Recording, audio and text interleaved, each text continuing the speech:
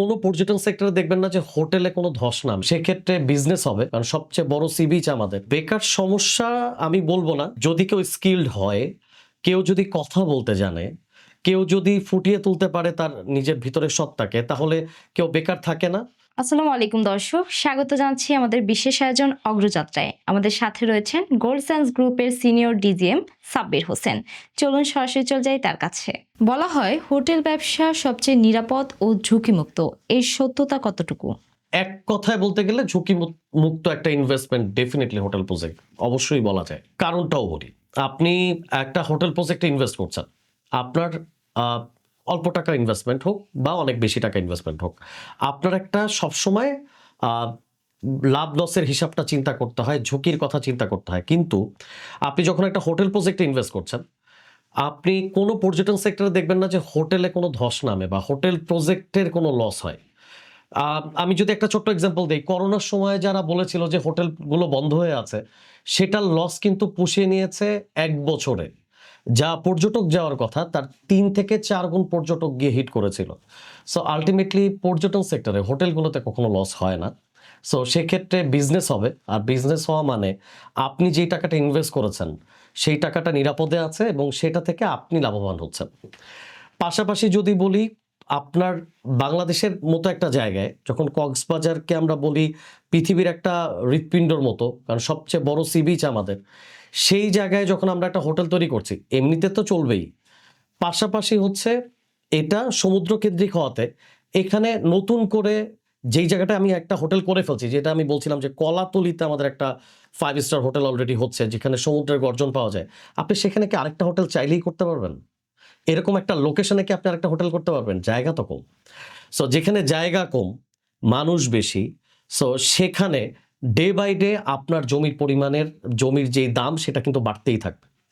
আমরা যে প্রজেক্টগুলো হ্যান্ডওভার করছি, যারা ইনভেস্টর আমাদের কাছ থেকে কিনছেন, তারা কিন্তু সাফ কবলা রেজিস্ট্রির মাধ্যমে কিনছেন। তার মানে জমিটাও সে তার নামে লিখে নিতে পারছে, সে যতটুকু ইনভেস্ট করছে। সো আল্টিমেটলি জমির দাম ডে বাই ডে বাড়ছে এবং আপনার ইনভেস্টমেন্টের যেই অ্যামাউন্টটা সেটাও কিন্তু আস্তে আস্তে ওইটারও দাম বাড়ছে। সো আজকে যেটা আপনি ১০ টাকায় কিনেছেন, আপনি ১ বছর বা ২ বছর পরে বিক্রি করতে গেলেও সেটা ২০ টাকা ৩০ টাকায় সেল করতে পারবেন, এক্সাম্পল বললাম।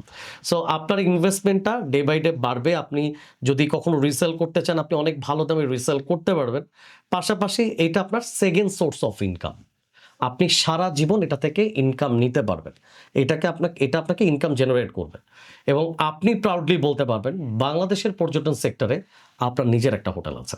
বাংলাদেশে বেকার সমস্যার সমাধানে গোল্ড সায়েন্স গ্রুপের ভূমিকা কতখানি?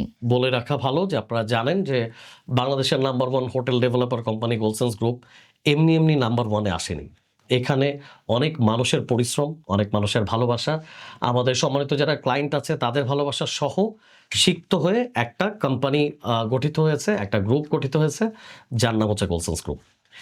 আমাদের এখানে প্রায় ১,০০০-এর উপরে এমপ্লয়ি কাজ করেন, যাদের মাধ্যমে বাংলাদেশের বেকারত্ব তো অনেকটাই, আমরা বলবো অনেক অগ্রগতি আমরা দেখাচ্ছি।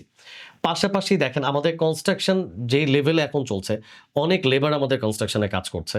আমাদের প্রত্যেকটা সেক্টর, আমাদের কনস্ট্রাকশন ডিপার্টমেন্ট, আমাদের ল্যান্ড ডিপার্টমেন্ট, আমাদের সেলস ডিপার্টমেন্ট, আমাদের অ্যাডমিন ডিপার্টমেন্ট, এইচআর ডিপার্টমেন্ট, আমাদের সব আইটি সেক্টর বলেন, আমাদের অন্যান্য যতগুলো সেক্টর নিয়ে আমরা কাজ করছি, সব সেক্টরেই কিন্তু অনেক বড় একটা ম্যান পাওয়ার কাজ করছে। সো বেকার সমস্যা আমি বলবো না, যদি কেউ স্কিলড হয়, কেউ যদি কথা বলতে জানে, কেউ যদি ফুটিয়ে তুলতে পারে তার নিজের ভিতরের সত্তাকে, তাহলে কেউ বেকার থাকে না। সো সেই জায়গা থেকে আমরা যোগ্য মানুষগুলোকে তুলে আনার চেষ্টা করছি। যোগ্যতার ভিত্তিতেই এখানে চাকরি হয় এবং একটা বড় ম্যান পাওয়ার গোল্ডসেন্স গ্রুপের সাথে জড়িত আছে, যারা গোল্ডসেন্স গ্রুপের ফ্যামিলি, যাদেরকে গোল্ডসেন্স গ্রুপ আসলে তাদেরকে সম্মানিত করে এবং তাদেরকে নিয়ে গোল্ডসেন্স গ্রুপ সামনে আরো এগিয়ে যাচ্ছে। দর্শক, বিদায় নিচ্ছি, পরবর্তীতে আবারও হাজির হব। সেই পর্যন্ত ভালো থাকবেন, সুস্থ থাকবেন। আল্লাহ হাফেজ।